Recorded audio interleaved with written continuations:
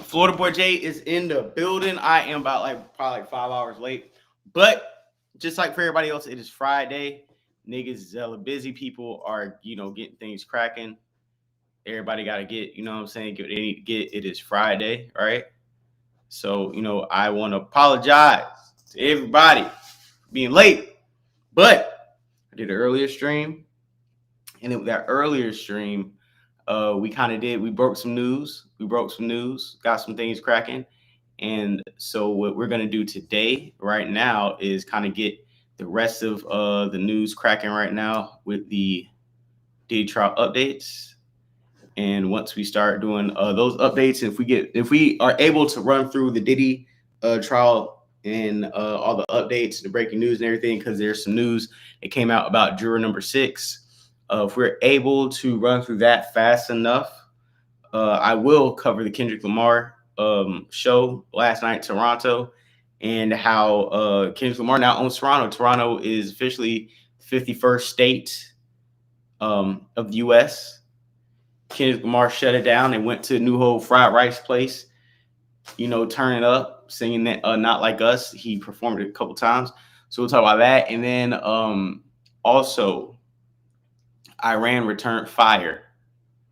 Iran returned fire to Israel, and we're watching that play out live in full effect. But in the meantime, in between time, we are going to go ahead and get this stuff started.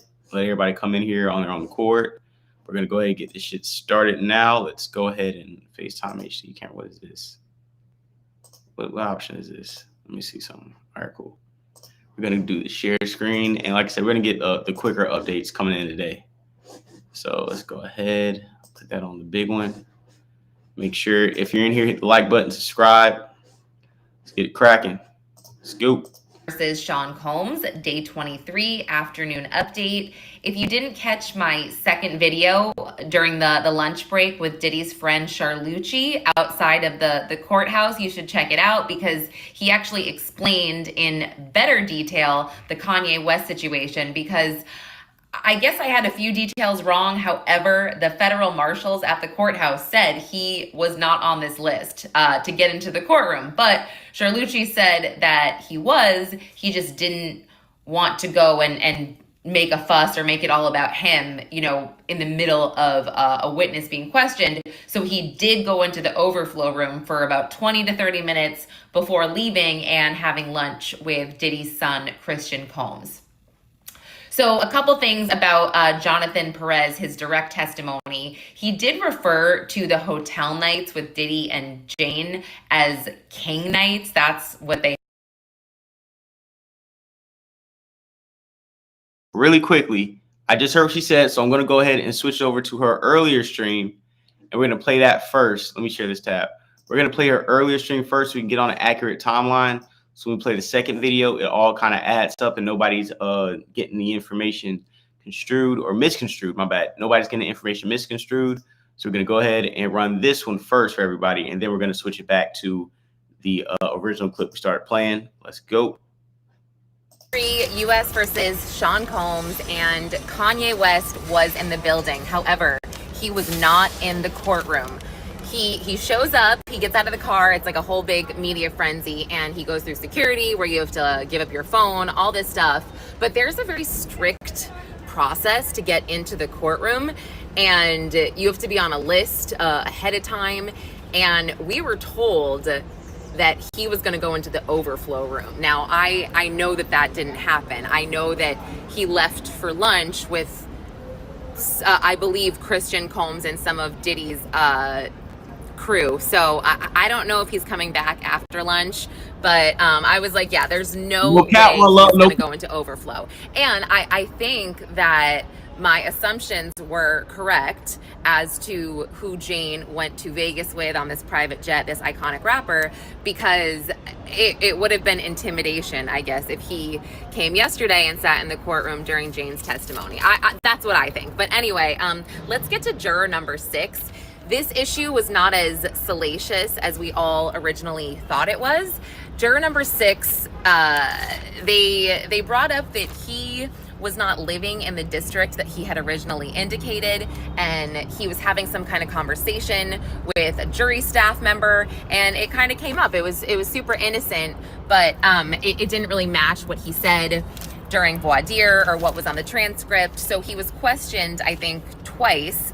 And the government, their concern is that he was being deceitful, and the defense is like, you know, they're just like, who cares? We have no issue with this. Plus, he's one of 4 black jurors, and this is racial bias if you get rid of him. And the judge is like, okay, I just want to get this out of the way. No bias here whatsoever. But he said, you know, he also was kind of like, I don't think it's a big deal, but the answer here, since, you know, the government has a problem with it, would be to question him again. And the defense just said, we don't want to question him for a 3rd time, because that will affect, you know, how he feels during deliberations, and he'll feel singled out, and we just don't want to do that.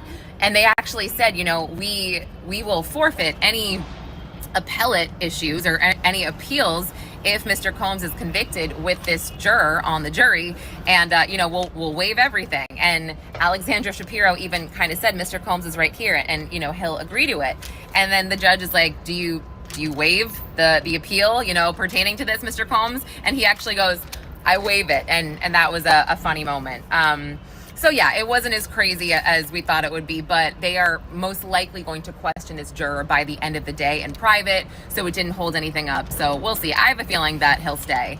But they had an issue this morning about the testimony of the HSI agent that we were about to see, because he seized a bunch of guns from the LA home, Diddy's LA home, but he could not confirm whether or not the guns were in the safe when they were found, which was a really important, note for the defense. The defense, oh my gosh, sorry. The defense was kind of like, we think it's really important that the jury knows that these guns, they were not strewn about the house, they were in a safe in the security room, and the fact that this special agent can't tell us this is a huge problem. And Agnifilo was like, he shouldn't even be able to testify. So they seemed to work it out where the government would ask a certain line of questioning around the safe and the guns in the security room. And then when Agnifilo got up there to cross-examine him, he just really made sure to say, okay, so you saw kids' rooms in the house, you saw, you know, all these different rooms, but the guns you found, they were only in the security room, because he has a whole security staff. And the special agent, and his name is Andre Lamont, he said yes. And he also said that, there were 6 guns found. And I'll go through the evidence in a minute. There were 6 guns found. Only one of them was defaced, he thought, with maybe something like a sander, because it was very smooth. And we saw in the safe there were racks for the guns, but in the pictures that we saw, they were laid out on 2 different chairs. And essentially his explanation for why there were no pictures before is that HSI did not go in and seize these guns first, that the CERT team did, because whenever there's weapons in the house, it's the CERT team's job to go in and ensure that the weapons are dismantled and that everybody is safe. So that was sort of his answer to that. And let me just go through the rest of the evidence that was found at Diddy's LA home, which is on Mapleton. There were 6 envelopes of K. There was a baggie of MDMA in a safe. There was 200 bottles of baby oil and 900 bottles of Astroglide. And the Astroglide, by the way, was stacked in it was in the garage in these giant, 10 giant boxes. Looked like you got them from Amazon or something like that, but it was wild. And then the guns. There was 5 rifles and 1 Glock. Yeah. So also, and then during Agnifilo's cross-examination, he kind of, he said, Special Agent Lamont, you testified that you've done 50 to 60 searches like this, and you work in the human trafficking department. And he said, yes. And Agnifilo said, in all of your 50 to 60 raids, how many times have you seized baby oil or Astroglide from an operation? And he said once. this one. And then Agnifilo said, and yeah, you seized that all throughout the house, right? And he did. We saw this in the bathroom. We saw baby oil, I mean, stacked on shelves in the master bedroom. And so, yeah, he said, yes, it was all around the house. And then Agnifilo had this little like mic drop moment, I guess, because he goes, and the guns, those were only in the security room. And he's like, yes. So yeah. And then he kind of made the jury laugh a little bit because he told him to have a good, he told him to have a good time in New York. Oh man, I really pray that stops soon. Okay. I only have a few. Yo, she gives me like meet her at Starbucks around like 3:30, and she won't even get a coffee. She'll get a refresher. She seems like the type that would get a refresher from Starbucks and post up, and you'll be in Starbucks chit chatting. See, we get somebody like that. Y'all ain't caking up. You be in there chit chatting till the lights cut off and they about to close. You just find yourself like, wow, I've had a blast in Starbucks with you drinking refreshers. She one of them. Time will fly by drinking strawberry and dragon fruit refreshers, going over some notes, talking to her, just during the throes of the day. Time just flies by so fast when you're having fun with some snow. All right.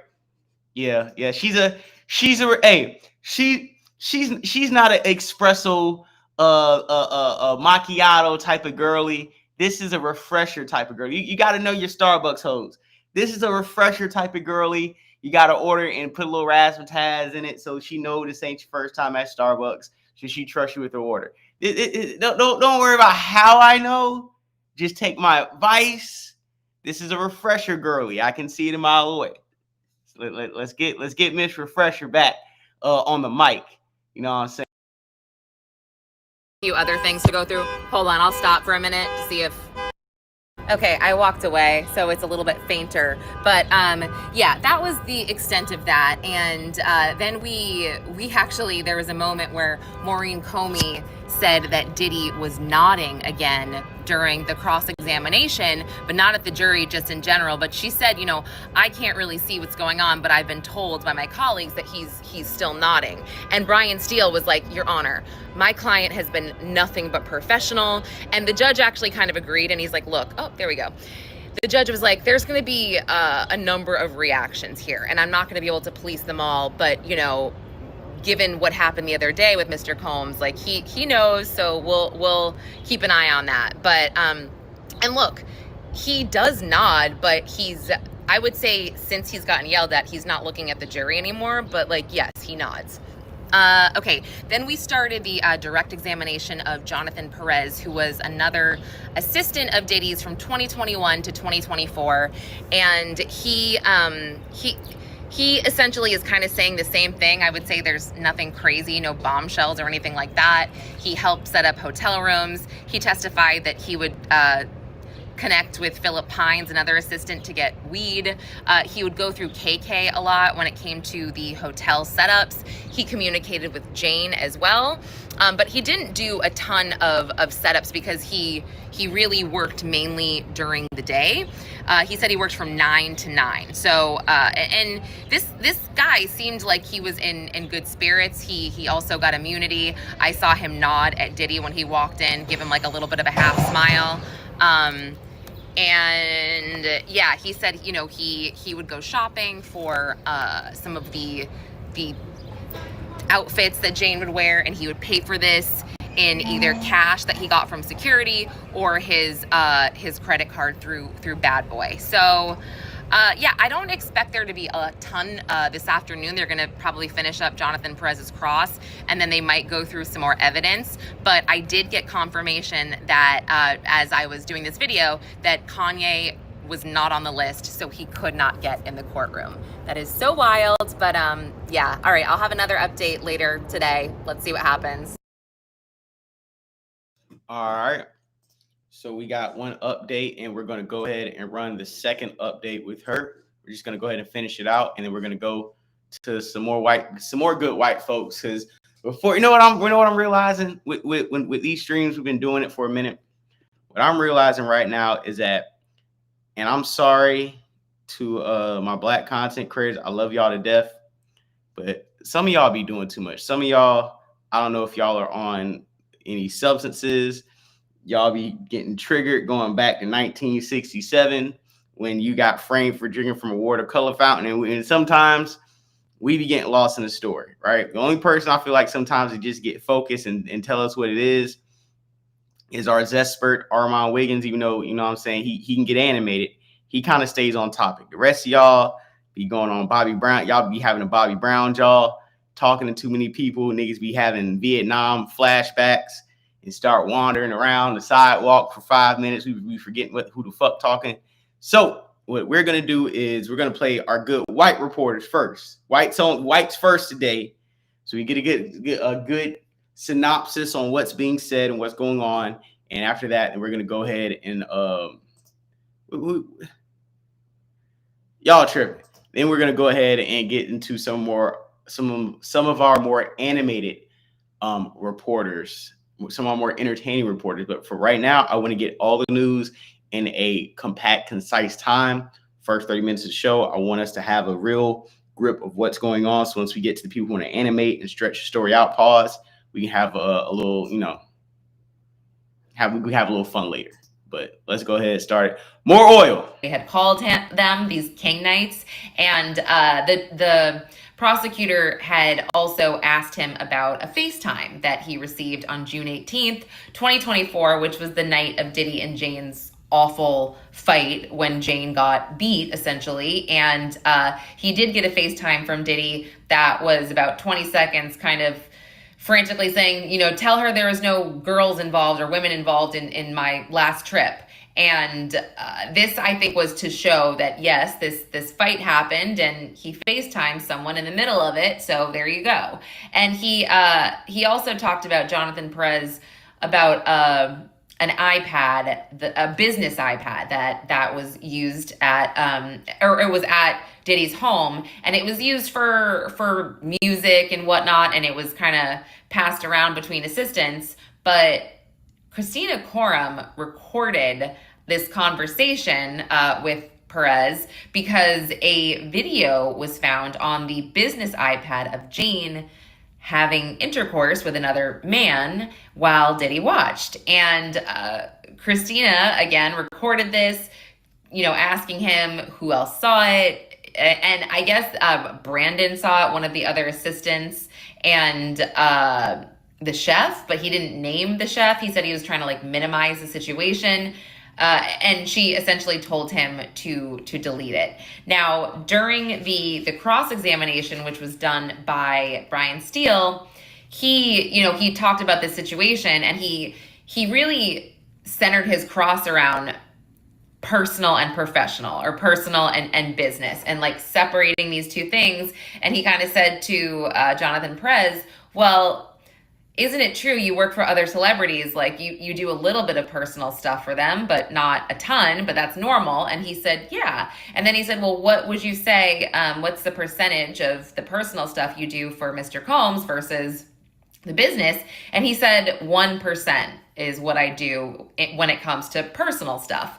And then he did bring up the iPad, and he kind of just said that Miss Coram was just trying to figure out what happened and how to make sure that this video gets deleted so that nobody sees it, and basically indicated that it was nothing nefarious. She was just trying to get to the bottom of the issue. And we saw a lot of text messages between Jonathan Perez and Jane, and it was very random. It would be them working together to set up a king night, or it would be him telling Jane that breakfast was ready for her if she was at Diddy's home. And Steele just wanted to put it out there that they communicated like this very frequently because she was at Diddy's homes a lot. And then he kind of said, did she ever feel like she was being forced to do these king nights when you were setting them up with her? Did she ever seem like she wasn't a willing participant? And he said no. He confirmed that KK tried to avoid Jane at all costs.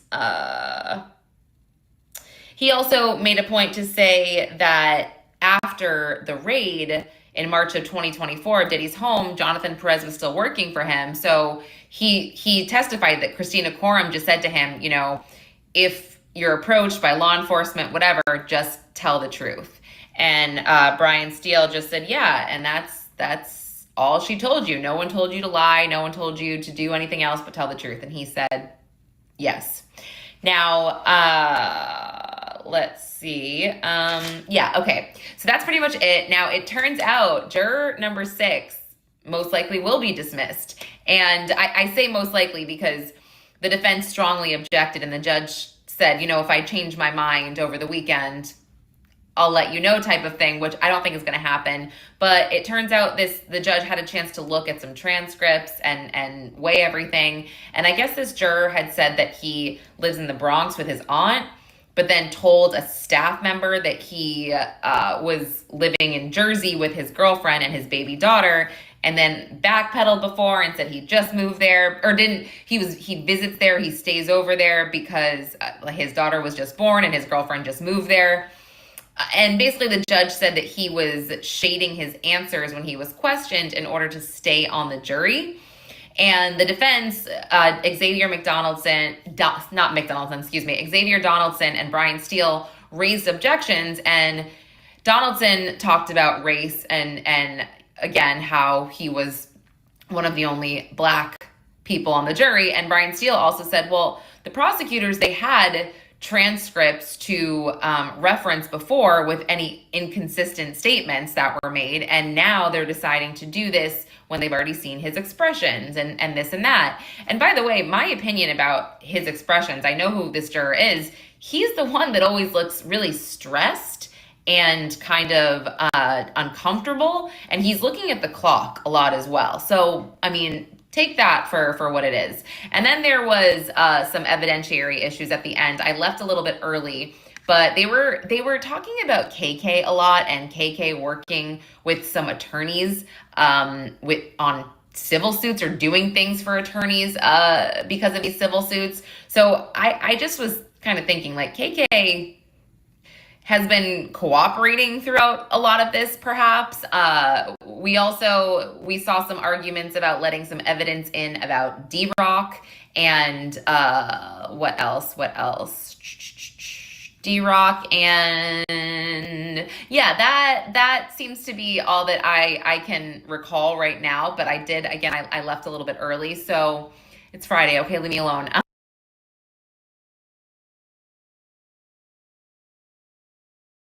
All right, so we got them knocked out.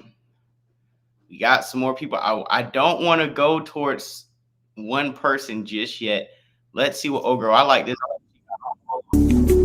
Hey, chat, y'all gonna like this one. If y'all like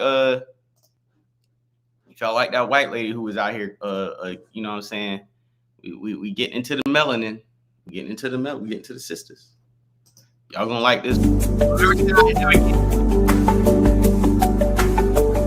Wow. If you remember the OJ case, Nice and red you might bone. remember that there were a number of jurors over time, over the weeks, that were dismissed. And in the end, they actually interviewed one of those dismissed jurors, and that juror had said if they had been on that jury, they would have hung the jury. So the whole result would have been different. So I'm coming to you live. I'm going to break down to you what just happened with juror number 6. Now, juror number 6 was a Black man. He was a Black man from the Bronx. Now, there are 12 actual jurors. There are 4 alternates. And interestingly, only 4 jurors are from Manhattan or the Bronx. The other 12 are from, they said, Westchester area. So the defense was fighting really, really hard to keep this guy in the jury. Now, I'm pretty sure I know which one it was. He is definitely a Black man. He's an African-American man. That was without question. He was not in the room during these arguments. The entire jury had been dismissed. But who was in the courtroom was just like opposing counsel and, of course, us, right? So literally, I just ran out here. I was like, oh, guys, I have to tell you. So here's how it all came about. So one of the mornings the other day, this juror comes in, like all the jurors does, and he's talking about, I think he was talking about his weekend or whatever it was, or his commute. And it was clear that he was commuting daily from New Jersey. Well, you can't be a Jersey resident to be on a trial in the Southern District, New York. You have to live within the Southern District of New York, which is exclusively, it's New York, it's Manhattan, the Bronx, Richland County, Westchester County, and like some other smaller county, but no New Jersey involved. So apparently, one of the court staff heard the guy say that he was commuting from Jersey, went and told the prosecutor. The prosecutor said, oh, and I think they already didn't like him because he seemed pro Diddy. Now, if he's who I think he was, I'm not going to describe him, but I'll just say he was an older black guy, not an older black guy. He was a black guy who's probably 30s, 40s, and I guess I'm describing him. 30s, 40s, and I remember he was dressed casual. I'll just put it like that. I won't describe what he's had on, but I would say he dressed casual. He looked like he was definitely raised on Diddy. He looked like he was raised on Biggie. He looked like there was no questions asked that he would have grown up with that kind of music. I want to make sure that you guys hear from me first, the legal basis, and then I want to hear your thoughts, the legal basis for his dismissal. So when I first heard about that, I was like, oh, so the issue is that, he's claiming now that he moved to New Jersey, he's living in New Jersey, but jury selection, which at this point, guys, was a month ago. This case started Cinco de Mayo, so it's been more than a month. Or jury selection started Cinco de Mayo. So a month ago, so I thought, okay, well, if he was a resident at the time of jury selection, what should that matter? So here's the tea. Here's why you guys follow me, your legal bestie. In the end, the judge says that's not the issue. The issue isn't where did he live then versus where did he live now.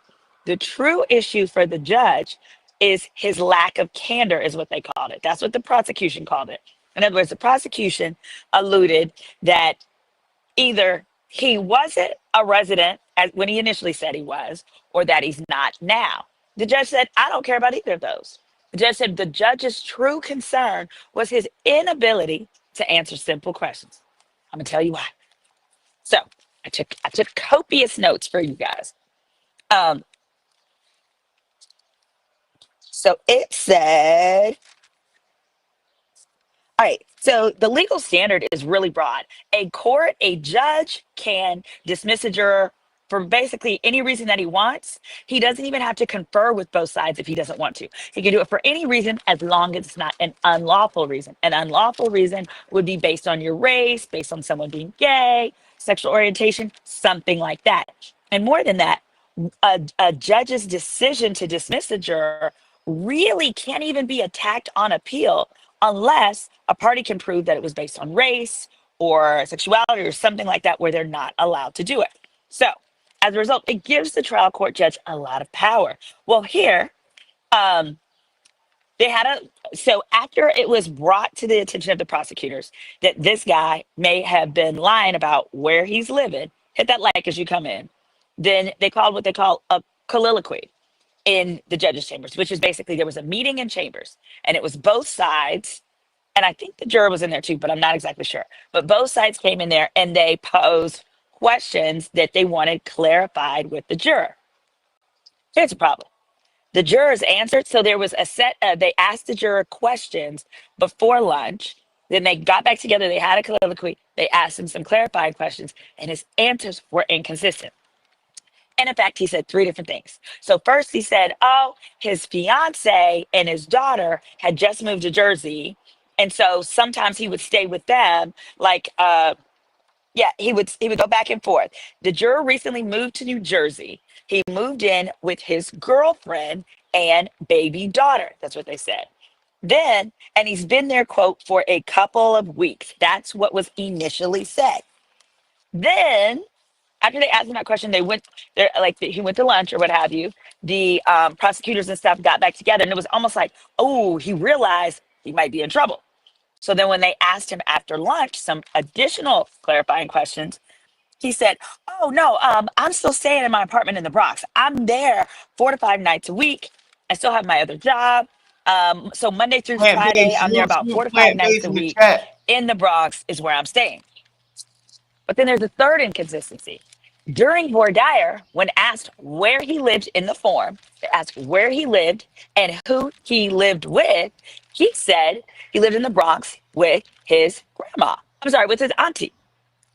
In addition, when he was asked about his daughter, he said, oh, no, let me say. Yeah, so first he said he was in Jersey most of the time. Then after the break, which is about 4 to 5 hours later, he said, oh, he's in New York most of the time during the week. Then he stated that his daughter, remember, he at one point said he lived in the Bronx with his daughter, but then he said his daughter was born in New Jersey and that she's been living in New Jersey her whole life. So at one point when he stated that his daughter, okay, but then he stated at one point during voir dire that his daughter lived with him in the Bronx. So the judge was like, look, I don't know what's going on, but there's several inconsistencies here. And the issue isn't where he lives, but the sentiment of the judge, it said, where's there? I'm going to pause this. I'm only kind of laughing in my head because I'm thinking like, bro, if you're not telling the truth, you're trying to lie to the best lawyers and judge in the world. Like, bro, they're going to trip you up if you don't tell the truth. It's like if somebody threw you a basketball and you had to go against like the goddamn 04 Pistons, like the 2013 Heat, was like, bro, you playing a starting five for the All-Stars, like greatest of all time. You're not about to score. You might as well just tell the truth. And what it's telling me about the jury is that the prosecution is seeing the jury lean in a certain direction, because if they were confident in the jury to convict Sean Puffy Combs, they wouldn't be trying to get so many people off the jury or try to strategically take certain people off of a certain demographic on the jury. I think they're strategically trying to manipulate the jury pool and who's left by the time a verdict has to be decided. I'm looking at it kind of like that because it just kind of seems a little weird that there would be upon that. Is a suggestion that a juror cannot follow simple instructions or answer simple questions like, where do you live, sir, with honesty, then the juror has to go. So I want to be very clear with you. It is not an issue of where the guy lives now. It was an issue of the simple question of, sir, where do you live and with who? Cool. That the prosecution made and saying, no, judge, you need to stick with your ruling where you initially said he was dismissed. Is Xavier made his argument that Xavier was saying, which is the African-American man on the defense. He's like, Your Honor, I'm very concerned about this because this is a black juror that's getting dismissed.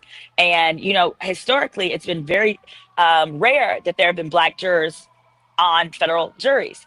And the reason for that, y'all, is because we show up to jury duty and we disqualify ourselves, either for work reasons, personal reasons, whatever.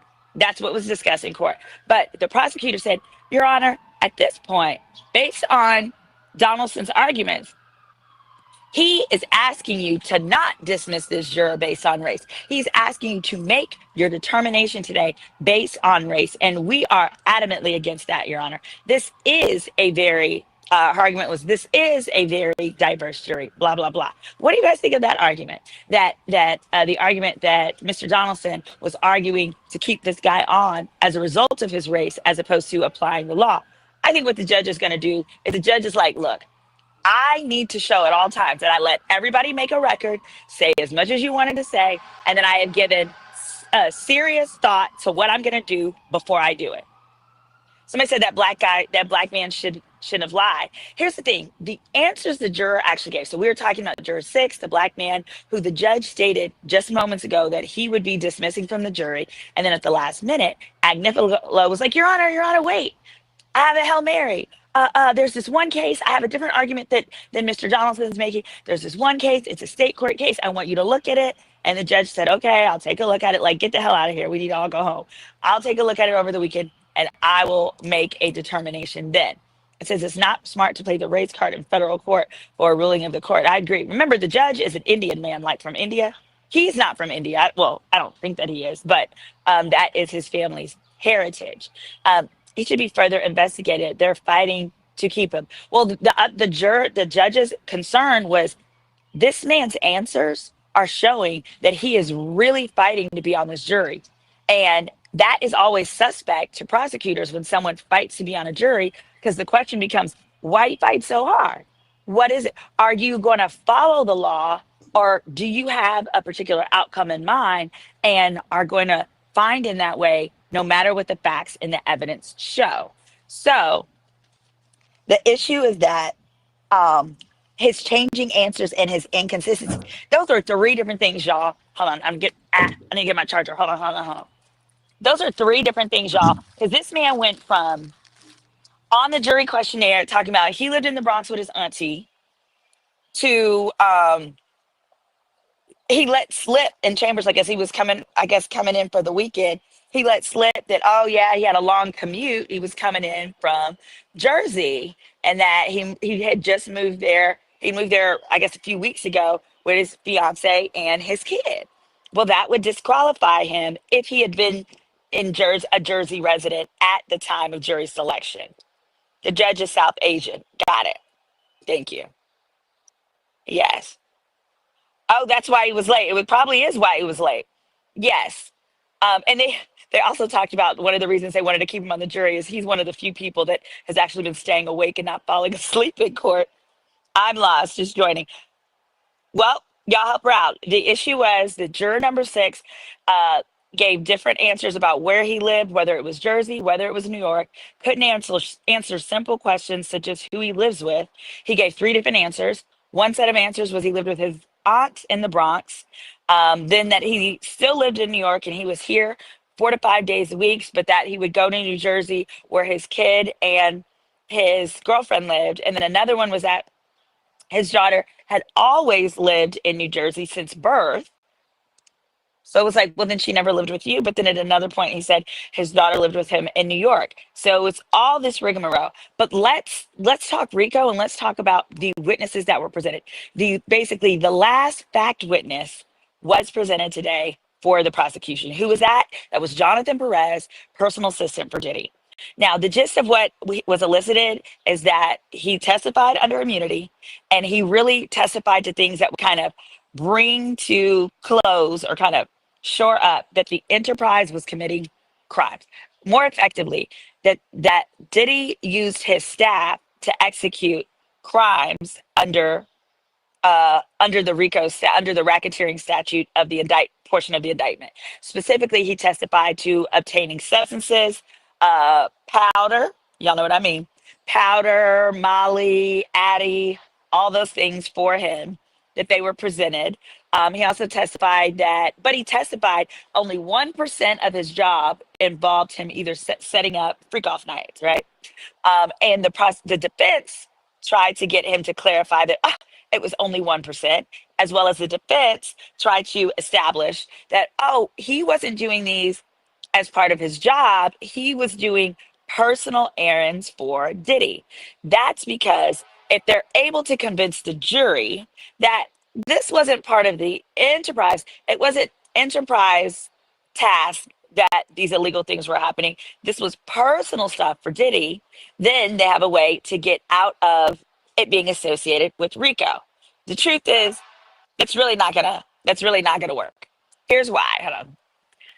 Let me get my boobs out of this. Sorry, guys. That's the reason why that has difficulty working, and what the prosecution was able to clarify is with RICO, you don't have to give someone an unlawful task. It's the person's job description and then the task that you ask them to do, right? That determines whether or not it's part of the RICO scheme. Let me clarify that. Specifically. All right, so pretty much she got a lot of good coverage on that topic. We're going to switch it over to Unc Sean G. You already know how Sean G give it up.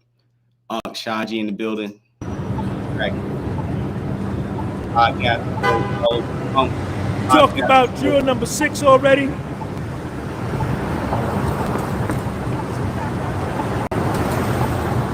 So,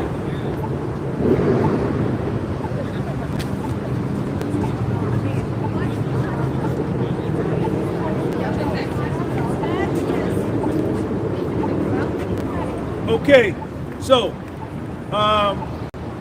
before the government brought up their witness, which was a gentleman by the name of Andre Lamont. Hexiest man alive, what up? Thank you for your channel membership. Andre Lamont is a black dude. He was the lead agent for Homeland Security that did the search warrant on Puffy's Los Angeles house. Y'all hear that noise? That's the traffic light. But before they brought him on, the government showed some text messages from Puffy to KK, where Puffy texts KK, his chief of staff, make sure that rent is paid on time. September 22, 2024, a dude by the name of Damian Butler, his cell phone got seized at Newark International Airport in Newark, New Jersey. On January 9th, 2017, they showed text message between Cassie and D-Rock. Cassie texts D-Rock, I pulled over, he broke my back door, and I'm pulled over. I'm not fucking with nobody. He has my keys. He thinks I'm going somewhere else, but I pulled over to see if someone was following me. D-Rock back to Cassie. Just stay home. Puffy is here with me. You know I can't take the keys from him.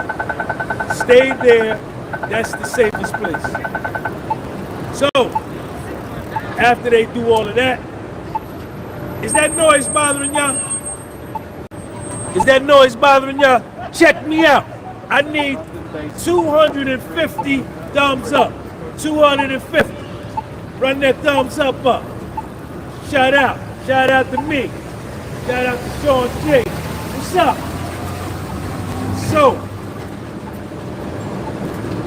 Special Agent Andre Lamont, Homeland Security, Los Angeles.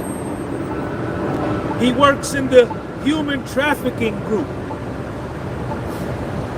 Y'all good? Y'all good?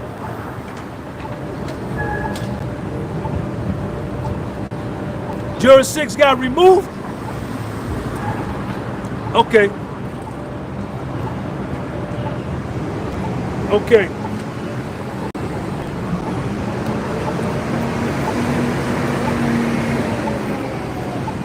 In 2018, he does surveillance and search warrants. He's a special agent at Homeland Security, and that he's done over 50 to 60 searches. On March 25th, 2024, they did a search warrant at 200 South Mapleton Drive in Los Angeles. Homeland Security in New York got in touch with Homeland Security in LA, told them to do the search warrant.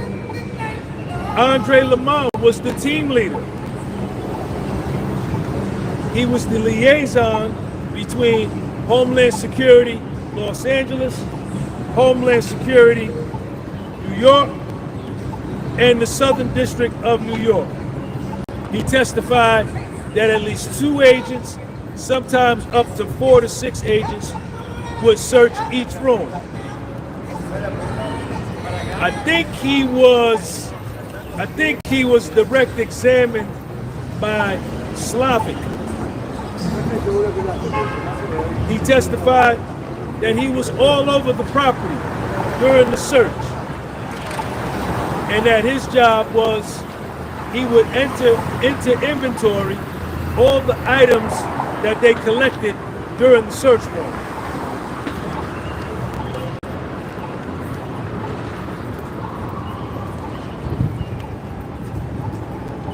Mark Agnifilo jumped up and said, sidebar. Puffy lawyer said, sidebar. Sidebar. They went to the sidebar and they showed a picture of Puffy's bedroom, a big bed, a nightstand over here, a nightstand over there. Inside the nightstand, they found 6 manila envelopes with the letter K on them for ketamine. They also showed a picture of Puffy's walk-in closet, and in the walk-in closet was a safe. The safe was opened. In the safe was a passport and a baggie of drugs with MDMA in it.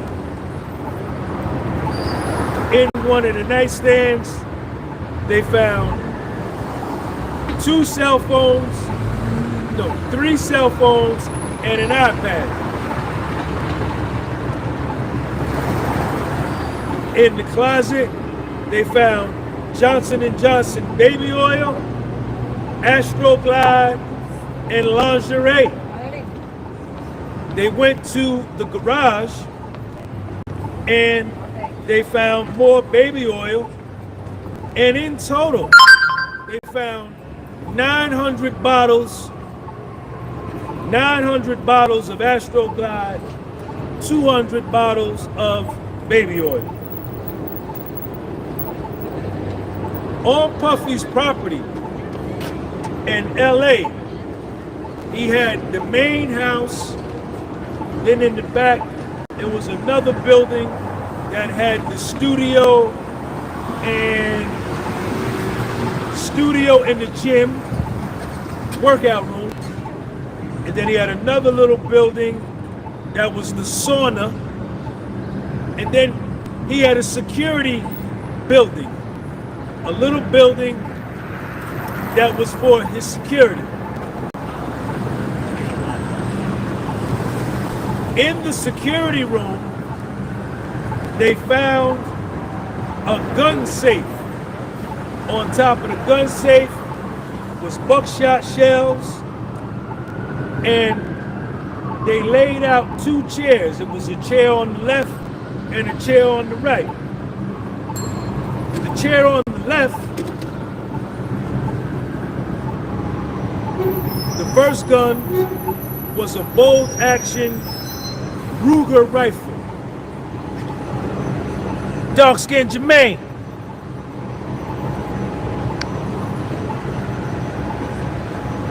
Also on chair number 1 on the left was a Smith & Wesson MMP rifle, semi-automatic AR-15. And then he had a Glock 9mm. On the chair number 2 on the right, he had a Mossberg pump shotgun, 1 MMP rifle, and another MMP rifle. The MMP rifle, both of them had green tip ammunition. Ashley B. The green tip ammunition can penetrate body armor. Go right through it. You wear body armor, the green tip bullets can penetrate body armor.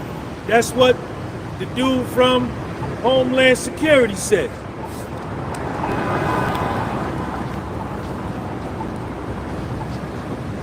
One of the guns had the serial number scratched off. It was either sanded off or scratched off. Also, they found a drum magazine that holds up to 60 rounds of bullets. They took all the bullets out and it had 59 rounds in the drum. The Glock pistol had 10 round magazine, it was loaded. And the 30 round The 3 30-round magazines for the MMP rifles were all fully loaded with 30 bullets in each one. They had all the guns laid out. They put the picture up on the screen. And that was that.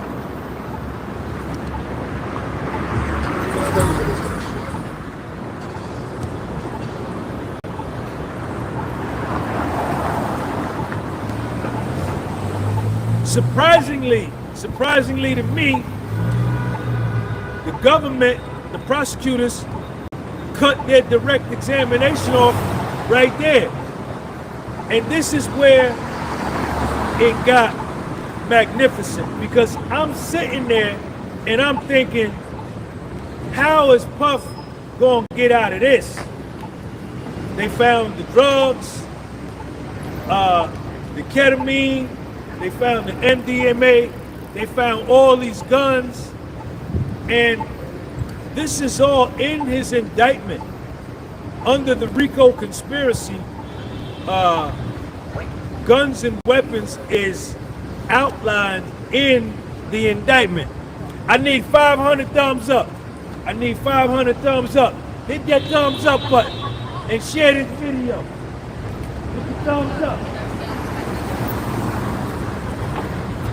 Hit that thumbs up. So, Puffy's lead attorney, Jamal Porter, what up? Thank you for that super chat.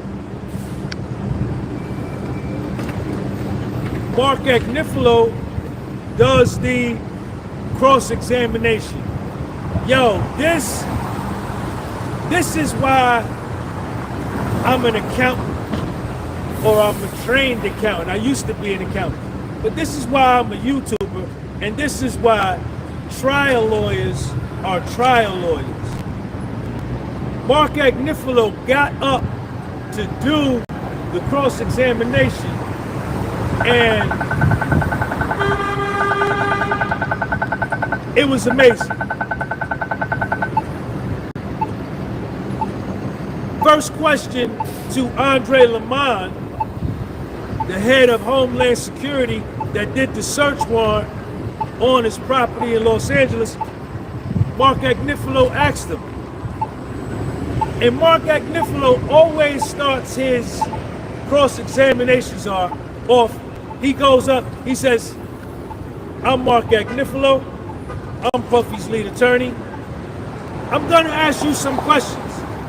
If there's something that you don't understand, say so. I will more than feel free to ask you again. He say that every time he get up there, every time. Mr. Lamont, Puffy has a security service that protects him and his property, right? Yes. Puffy also has a dedicated security office for his security team that he's paying, right? Yes. Andre Lamont, every gun and all ammunition were found and recovered in the security house. True? Yes. Did you find any guns in Puffy's children's room? No. Puffy has kids, right? Yes. Did you find any guns in the kitchen? No. Mr. Lamont, did you find any guns in the bathroom? No. Did you find any guns in Puffy's bedroom? No. Andre Lamont, no guns were found nowhere else but in the security house, right? Yes. All the guns were found in the security house. Andre Lamont, was the door locked to the security office? Homeland Security dude, I don't know. Andre Lamont, did the door to the security office have a lock? Do you have any photographs of the door that shows the door to the security office don't have no locks. No, we ain't got no pictures. Was the door forced open? Special agent, I don't know. Now, I forgot to tell y'all this part. Under the direct examination by the government put up a picture of the gun safe. And inside the gun safe were little slots, like 4 slots where you can stand the gun up, the rifle up, and you can stand 4 rifles up and put them in the slots. The prosecution put up a picture showing the safe, the gun safe, with the door already open. And the guns was on the left chair and the other guns was on the right chair. Check out Mark Agnifilo.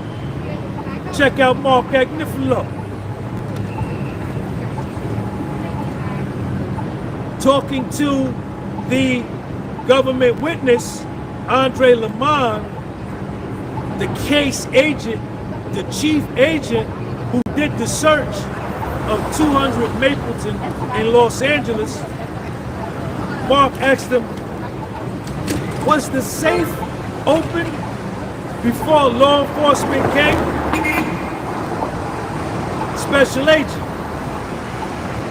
we had a locksmith, but the locksmith didn't touch that office.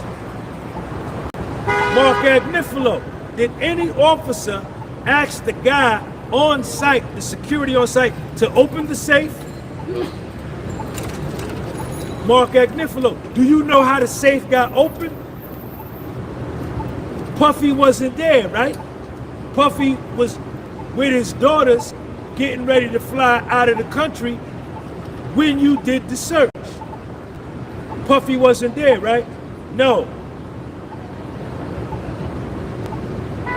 Mark Agnifilo, was this a gun safe? Special Agent Lamont, it looks like it was built as a gun safe. Mark Agnifilo, do you have another picture showing that the gun safe was closed before you opened it? Special Agent, no. So you don't know if the long guns were in the safe. Special Agent, I don't know. Mark Agnifilo, would anybody know? Special Agent, maybe SRT. So you mean that, Mark Agnifilo, you mean to tell me you were the lead agent, you were the case agent, you were in charge of the search, but you don't know if the safe was closed, if the door was locked, if the door got locks, was the guns in the safe? You don't know none of that, and you the lead agent? You the lead agent? You don't know none of that? You don't know none of that?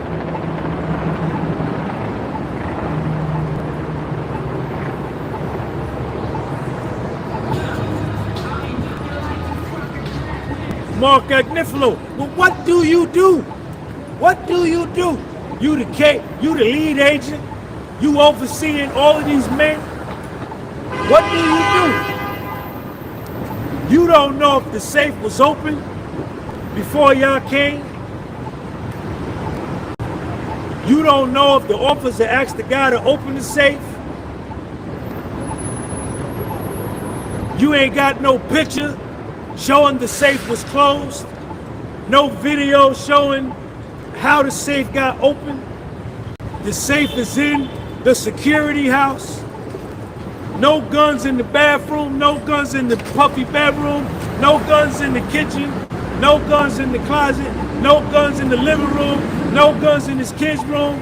All the guns is in the security house of the security detail that Puffy paid for to protect himself and his property. But you don't know nothing. You ain't got no answers for nothing.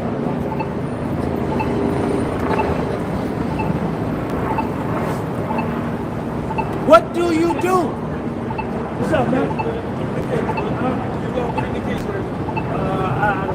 don't know. All right. What's up, man? Well, what do you do?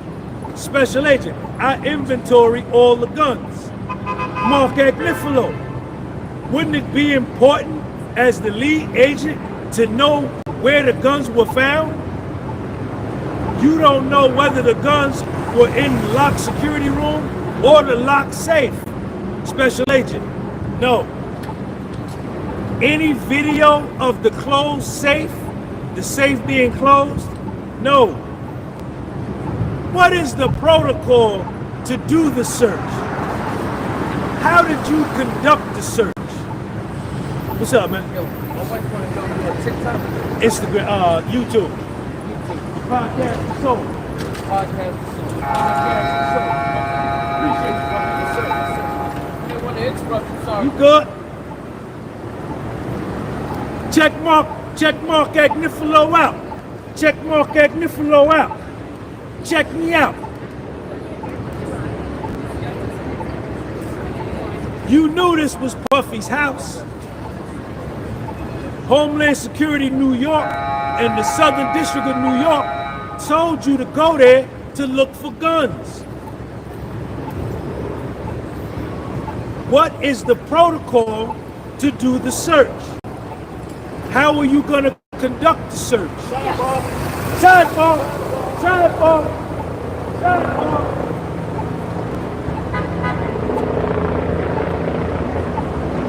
Didn't you meet with your team of agents before you went to do the search to say, yo, we're going to do this, we're going to do that, we're going to go over there, we're going to go over there, we're going to do this, this is how we're going to do the search. And I'm the lead agent, so y'all do what I say. Mark Agnifilo, what is the protocol to do the search? You were looking for guns, right? How are you going to conduct the search? Don't you want to know, as the case lead agent, where the items were before they were moved? Special agent, yes.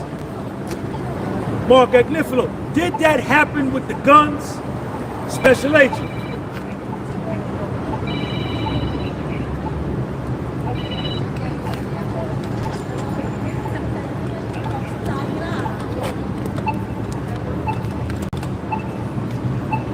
SRT wouldn't let me do that. SRT stands for Special Response Team. They're like a SWAT. So what my man said and the other Homeland Security dude said for the SRT, these the dudes that got the body armor, the shield, and they go in first to make sure the coast is clear. They go through and make sure the coast is clear. Ain't nobody in there. Ain't nobody in there with no guns. You understand?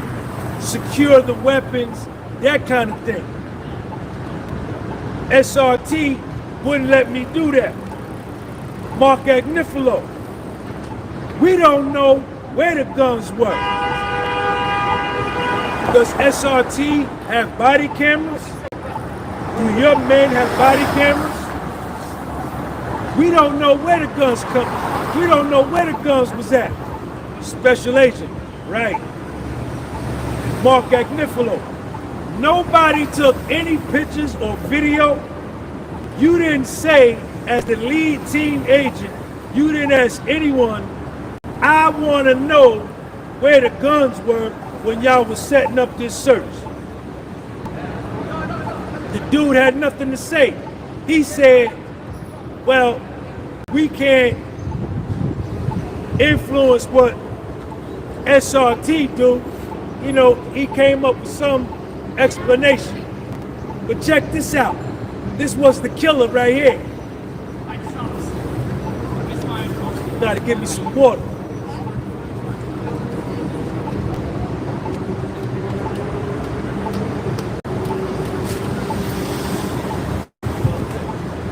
files at you. All right. This is the only one. Killed it. Killed it. These 50 or 60 cases were real human trafficking, real sex trafficking. Mark Agnifilo. In those 50 or 60, he said, how many times have you found baby oil and Astroglide in your 50 to 60 searches for human trafficking? The special agent said, this is the only one. Killed it. Killed it. Mark Agnifilo. So in your serious job of hunting down human traffickers, SEX traffickers, SEX selling of the body, you've never found baby oil and Astroglide in a real human trafficking search? He said, nah. So what this did is just let this know this ain't no human trafficking case. Puffy's a freak. He like to have sex with women with baby oil and Astroglide. You understand? Yo, when he said that, it was over. It was over.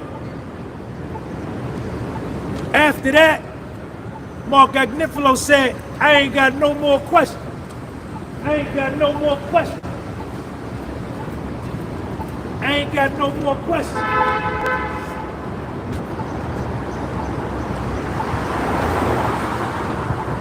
Mark Agnifilo said, I ain't got no more questions. Coach King, what up?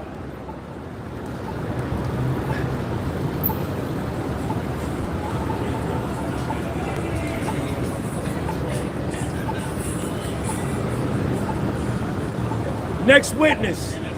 This was a key witness for Puff. Y'all going to the Mets game? Yeah. Who they play? The Rays. All right. Be safe. Let's go Mets.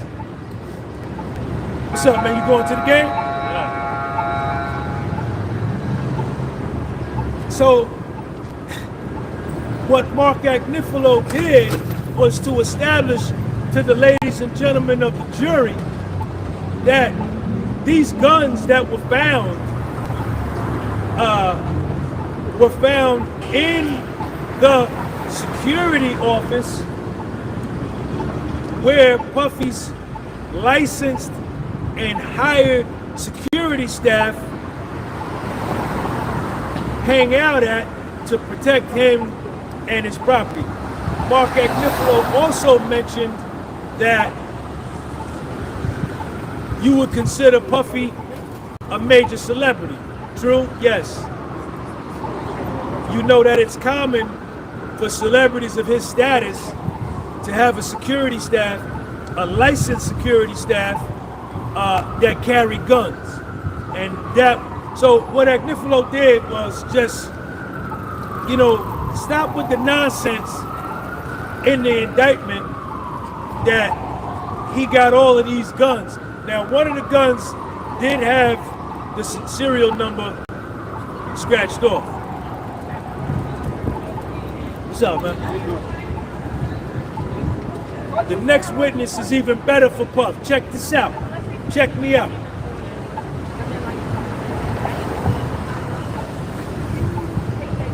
The next witness for Puff is a Spanish dude by the name of Jonathan Perez. He was Puffy's personal assistant. He's from Fort Lauderdale, Florida, 35 years old, and he got a Bachelor's of Science degree in communications. He took the stand at 11:51 a.m. His schedule is from 9 a.m. to 9 p.m. He's on salary. When he started, and give me 2 seconds. I want to play this. I just found this out too right here. Remember the guy, the Punisher, he said the feds, they're going to, I don't know if he said the feds did threaten him to testify against Diddy, but this just dropped today. So I want to see what this is about because, you know, he did testify during this case. So, you know, he's all saying, so I guess he gets to talk about it. So let's go.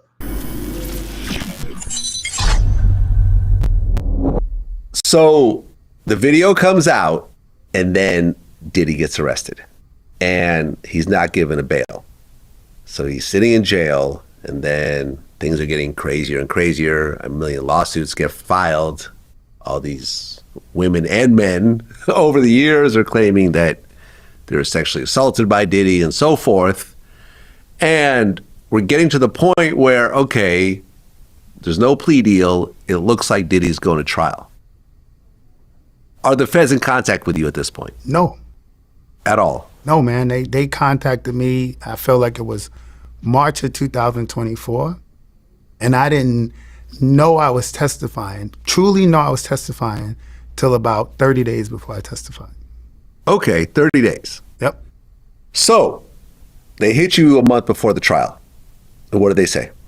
Well, it wasn't a month. So what they did was they hit me first December 2024. So it went, let's say, from March to December, and they still didn't tell me overtly I was testifying. They hit me in December and they said, hey, look, we just want to let you know that we have to turn over our notes and the people we questioned to the defense. So just preliminary, we did speak to you, so we just want to let you know that you could be contacted. And I was just like, oh, okay, cool, man. Thanks for letting me know. You know what I'm saying? I'm thinking, well, it's nothing. But what kind of gave me a cue was before the guy got off the phone, he said, oh, and by the way, do you need help getting a lawyer? And I'm like, what do I need a lawyer for? Like, what? You know, and I was like, nah, I'm good. You know what I'm saying? So I hung up and I ended up calling some of my friends that are in law enforcement and stuff like that. And I said, oh, they spoke to me about needing a lawyer. And they went into immediately, well, is there any charges against you, anything, whatever, but it still didn't kind of make sense.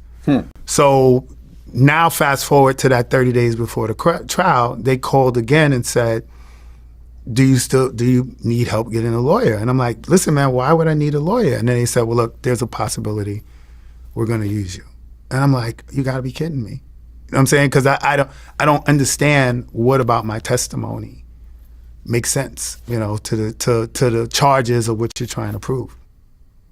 Well, did you have a choice not to testify? I mean, I probably could have given them a hard time, but honestly, why? You know, look, I got a good friend that's a retired federal agent. You know, people, when you talk about dealing with the feds in the Southern District of New York, people scare the hell out of you, man. Yeah. It's like, you don't want to mess with the Southern, you don't want to be on their bad side, you don't want. So I'm like, dag, man, I don't want no problems, right? Like, and so now I got to gauge the situation on my own, right? I don't feel like I have anything significant, and I'm just going to go through the motions. And I think I just kept telling myself, you know what? They're doing their due diligence. They want to, you know, be as thorough as possible, but I'm never really going to testify, you know? And I just kept being in denial, man, kind of like up to probably like a week before. But you were given a date to come in. So what they start is we're prepping you, right? So once they called me and I said, because dude, when I called around to try to get an attorney on my own, because I was like, I don't trust him. I got to get my own attorney, right? Just because of the high profile of the case, just to retain somebody as a witness, they were trying to charge me $20K. It was a $20,000 retainer. So I was like, I'm not doing that, you know? So I took their attorney and we went through a whole bunch of communications and stuff, which I was untrustworthy about. Like I told him straight up, like, yo, bro, I don't even know why I'm involved. I don't necessarily trust this, but it's going to be what it's going to be, right? So the first time they called me in was just supposed to be an interview. And I go with my attorney, and yo, it was a 5-hour Q&A. And when you get in, they basically threaten you. They say, listen, they put some papers in front of you, you're going to sign this, and they tell you, whatever you sign, it got to be the truth. And if it's not the truth, if it's the truth, you're good. But if anything is not the truth, we're going to prosecute you to the furthest of the law. It's like straight threat. You know what I'm saying? Prosecute you for what? For perjury? For perjury now. Okay. Yeah, because I guess they exchanged notes and stuff like that. So I went and I just gave them all my details as honestly as possible. And the thing that really scared the hell out of me was they asked me all these specific questions. And as soon as they were done, Yo, they handed me like a pamphlet, like a booklet with every text message, every conversation, everything. They had it already. So, you know, I thought about those mobster movies when they say, don't use the phone. You know what I'm saying? Don't whatever. Yo, man, that is so serious, man. Like, I don't have that same phone. I went from Android to iPhone. I don't know how they had every single one of my communications printed out right there. So it's a real thing. And honestly, that's why I'm lucky my details were able to share. They were honest. It was accurate. And so I guess that made me a credible witness, and they decided to use me. Okay. And were you on, was it day 1 or day 2 or? It was early on. Yeah, and I probably was day 5 or 6. Day 5. Okay. I remember it was early. It was like the first week. It was early. Okay. Were you following the trial up to this point? Like watching Cassie's testimony and so forth? Kind of, but I was kind of avoiding watching too much of it. You know, like, first of all, they stress you about that. Don't watch it. We don't want you to see it. Really? Whatever. Yeah, they do. They said, don't stay away from it as far as possible. And then because it's a federal trial, it's hard to follow anyway. You know, you're getting the testimony in bits and pieces. It's more opinion. It's not televised. It's not on television. It's more opinion and ideology than it is actually what's being said. So it's hard. You got to probably really go out of your way to know what's going on.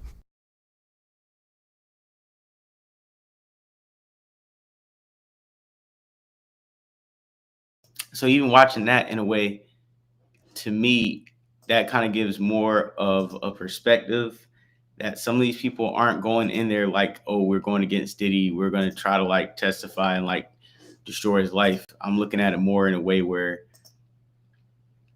they're getting called to testify. They're coming up there saying what they got to say. You know, I don't think it's, like I said, I think he's just like, he's not a criminal. So just like anybody else, if the police or law enforcement is coming at you in a certain way, you're probably going to fold anyways. So I won't even, it's not like he's a snitch or anything like that. He's just doing what he's like, it kind of said in the title. He's doing what he's being forced to do. And if he feels like nothing was really wrong in what he was doing, then he's going to tell the truth. And the whole tone around this case is like, yo, it's making it seem like prosecution is doing the most. Try to get this nigga like lined up, to be honest. I'm going to play a little bit more, then I'm going to hop up out of here. Because Israel and Iran going crazy right now. That shit's going crazy. Yeah. I just left the courtroom. The judge extended the court for an extra hour. Now, a couple of things happened. You guys know what happened about juror number 6.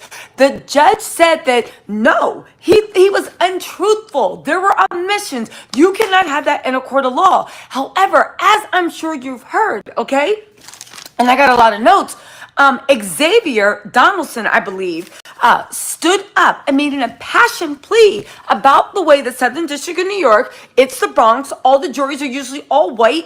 We cannot just exclude and let jurors go without giving him a chance to explain. He thought he should have been brought in, juror number 6, and explain. Because if juror number 6 goes, right, you have to look at the jurors. I thought they just pick one randomly, but a person moves over one, right? And if you move over one, that means he will be replaced by an older white gentleman.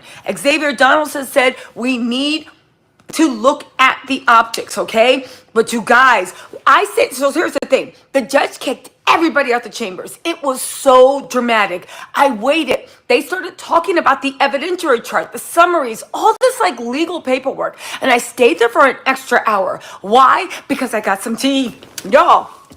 Remember when we told you guys that Brendan Paul had flipped on Diddy and everybody was like, Tisa, what are you talking about? Tisa, what are you talking about? Do you not know that he just got, it was his first offense, so he got a rehab disposition program? And I said, I don't care what y'all say. I know what a flip looks like when I see one. Well, guess what? So does the federal government. Brendan Paul, I was in the courtroom. I stayed an extra hour. He is confirmed to have flipped on Diddy, and he is testifying on behalf of the prosecution. And Nak, what's up?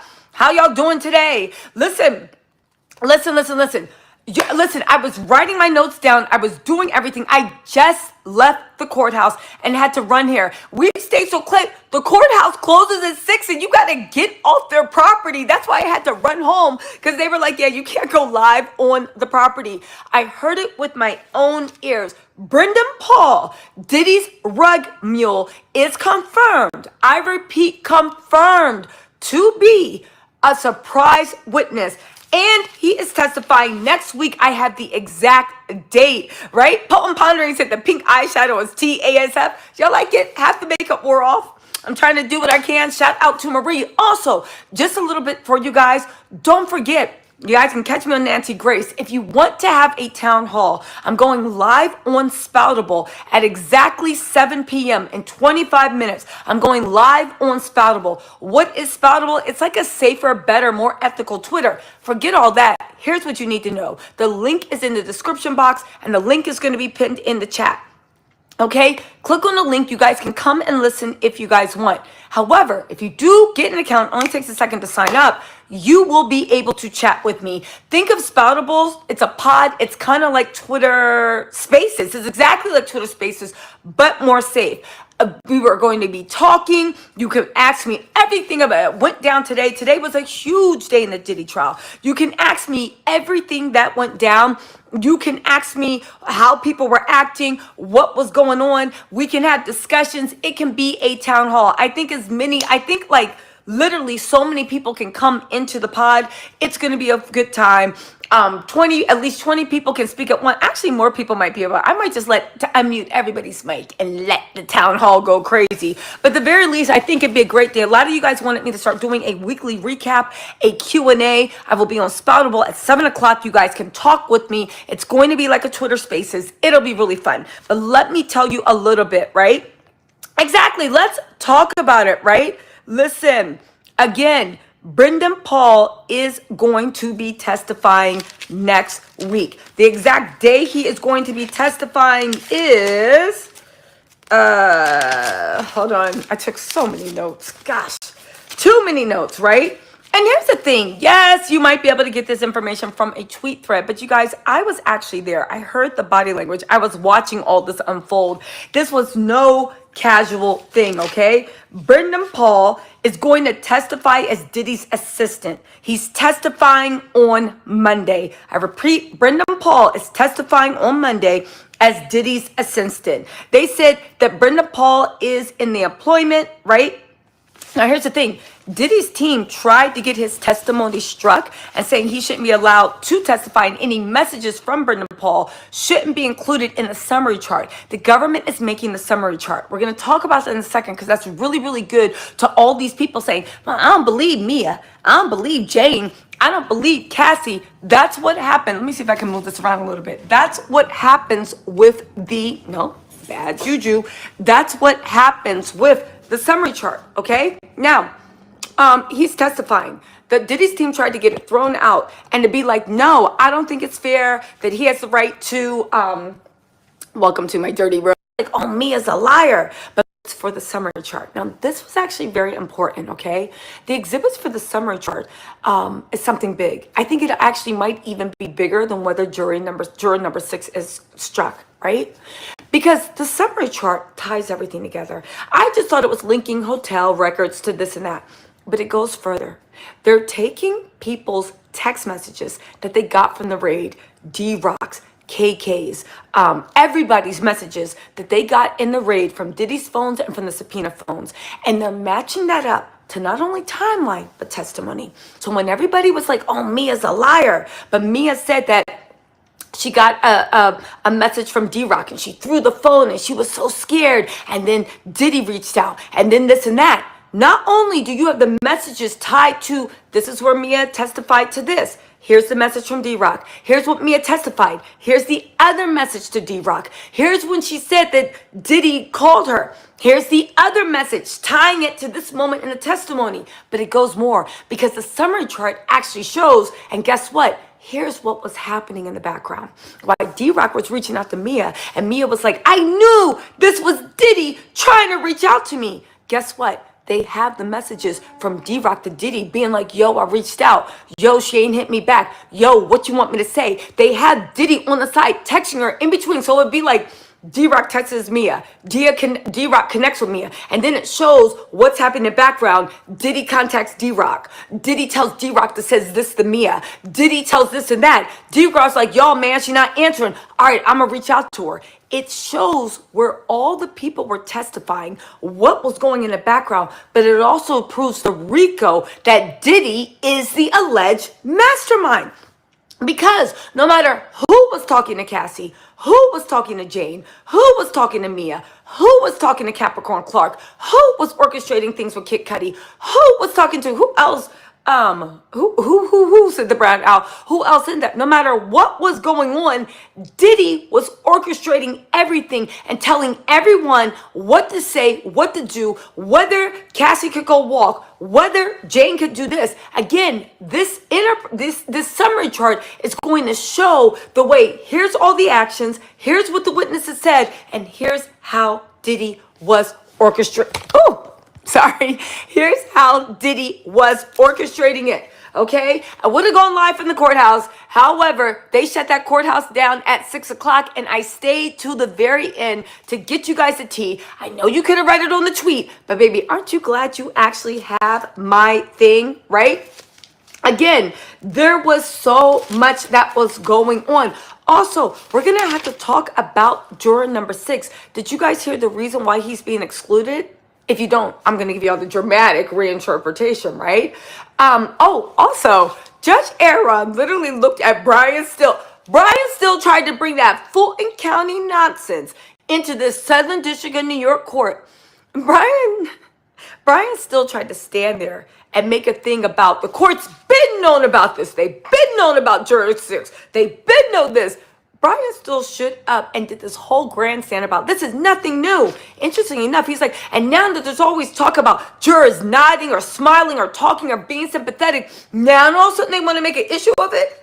Judge Arun literally looked at Brian Still and said, what are you talking about? What are you talking about? No one knew about this, right? No one knew about this, okay? Again, I literally put lol, Brian Still, here's where we go, right? Brian Still was like, Your Honor, hold on. He said, Your Honor, after weeks of trial, we're like, what, on the 6th week of trial? After weeks of trial and a voir dire that we were very intensive for, right? And now that we see all this talk about, now that we see all this talk about jurors making faces and body language and all this stuff, and I said, it's interesting the defense sees that. The defense must think juror number 6 is aware, right? Listen, and all this stuff, now all of a sudden there's a problem with juror number 6. Your Honor, I think people are trying to game the system. Look, Your Honor, everybody knew about this. Everybody knew about this with juror number 6. And now y'all pick a now when we're more than halfway through to make an issue. It seems like this is how people game the system, right? I feel like people saying, and the public's going to say, why are they doing this now? Why are you bringing juror number 6 up now? Why now? Listen, the whole time he was talking, I even saw Tina Garris go shaking her head like, right? Judge Arun looked at Brian Still after he did this whole Young Thug YSL grandstand. And I get it. It worked in Fulton County because Fulton County had so much corruption. They were just so improper. It worked for Fulton County. But Judge Arun is running a tight ship that is above reproach. Judge Arun looked at them and said, what are you talking about? He literally was like, it was like a 12-second pause. He's like, what are you talking about? I literally put lol, right? What are you talking about? He said, I don't know about the defense and what you guys knew, but the court just found out about this. And the court found out about it by accident off of a throwaway that the juror number 6 said to somebody in the robing room. The robing room is the room that the jury waits in while they're waiting to be seated and called into court. He said, Listen, he said there. He's like the explanation. He said even when you talk about like, oh, we've known about this since voir dire. Even when, right? Even when we asked juror number 6, what is your explanation? What say you? The explanation happened after voir dire. So how can you say the court knew? Again, it was very, very serious issues.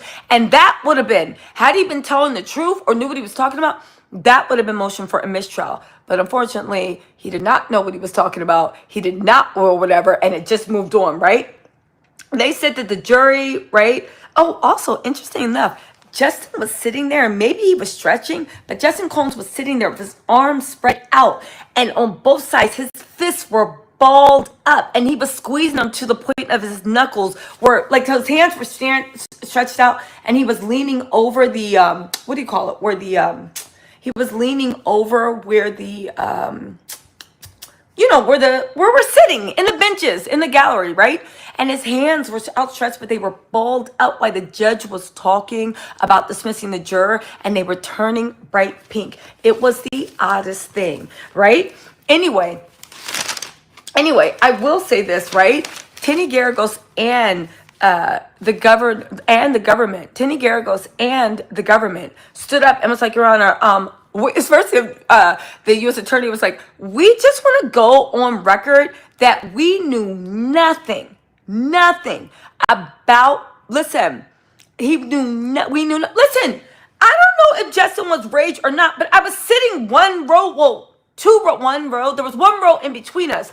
I saw what I saw. Now, he could have been stretching over the things, but he was stretched out looking at the judge, and his knuckles, he was squeezing his hands so tight, his knuckles were turning red on either side. Maybe it was anxiety. Maybe it's the anticipation. Again, this is their dad's life.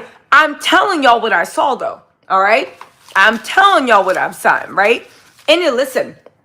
So anyway, the government stood up and they was like, the government stood up and they were like, yo, excuse me, I just want to go on the record. Whatever Brian Still's talking about, we don't know anything about that. We didn't know. We're just finding out for the first time. The odd thing was Tini Garagos stood up and was like, Your Honor, that goes double for the defense. We have not heard, and this is our first time hearing about it, true. After that, Brian Still got banished. So there's 2 rows of lawyers. There's a row of lawyers in front of Diddy. This is all defense. And then there's rows of lawyers behind Diddy. Brian Still has been sitting by Diddy's side the whole trial. Brian Still got moved. Diddy told him to go sit in front of him.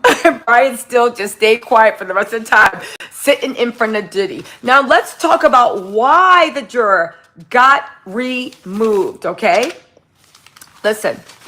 This is why. Well, here's the thing. The judge says Xavier Donaldson, who's an excellent attorney, made a very impassioned, I will say, Westmoreland, Xavier Donaldson, and Brian Still, well, not Brian Still today, but usually they are doing a bang-up job. Mark Agnifilio actually got on the 1s and 2s, too, and stopped that whole, golly shuck. You know, Yana, he got on the 1s and 2s and actually was pushing back, too. And Tini Garagos, listen, they said that, so here's what happened. He said he looked at the transcript in the voir dire and also in the juror department. And he said, he said, first of all, the implication that this is brought forth by the government is just insulting. What actually happened was it was an offhanded convo in the jury department, right? And they just asked, they were talking about something, I don't know, Jersey. And juror number 6 said, yo, I recently moved to New Jersey. I moved in with my girlfriend. That's where I'm staying for the last couple of weeks. Now, I know something like this happened in the Young Thug trial, the YSL trial, but we're not even 6 weeks in. You didn't know you was moving to Jersey, but get this. He said, that's where I've been staying for the last couple of weeks. I'm staying there most of the time. I'm not sure how long my girlfriend has an apartment in New Jersey where the door. All right, cool. All right, so it looks like we got wrapped up on the Diddy stream. We're not going to drag it too much. But we got wrapped up on the Diddy stream. Witness number 6, I don't think they have officially eliminated him, but they it's pretty much in the conversation that he's going to get kicked out of his court case. Ye pulled up, but he wasn't on the list, so he couldn't stay for anything. And they talked to the feds when they kicked in the door at the Miami home, seeing guns, but the guns were where like the safe was and in the office, not anywhere where people can touch them. Baby oil was everywhere. It was like thousands, like 3,900 bottles of baby oil everywhere. But the defense pretty much was like, all other sex trafficking raids you've done in your career, did about 30 of them. You guys were busting sex traffickers, saving lives, having stand downs. And when you kicked in this guy's door, all you found was guns in a safe, some drugs, and baby oil, kind of downplaying the significance of the case as a whole. So for the most part, this was a pretty slow day. So we're going to pick this up back up tomorrow. Not tomorrow, Monday. Monday, we're going to pick it up Monday. But if anybody else is watching the stream, we're going to be streaming in, I think, either the Source Awards, I don't know what year, but we're going to be streaming an award show. You know, we do that on the weekends, Friday, Saturday. We're doing that Saturday afternoon. So if you are chilling, come hang out with us tomorrow. Hit that like button, hit subscribe, $Flipboard Holla at me later. I am going to be out of this bitch. Yeah, Fonz will get me. Yeah, hopefully he's on one of the shows. We're going to see. We're going to see. Yeah, man. I'm going to go ahead and sign up out of here. See you guys later, man. Peace out.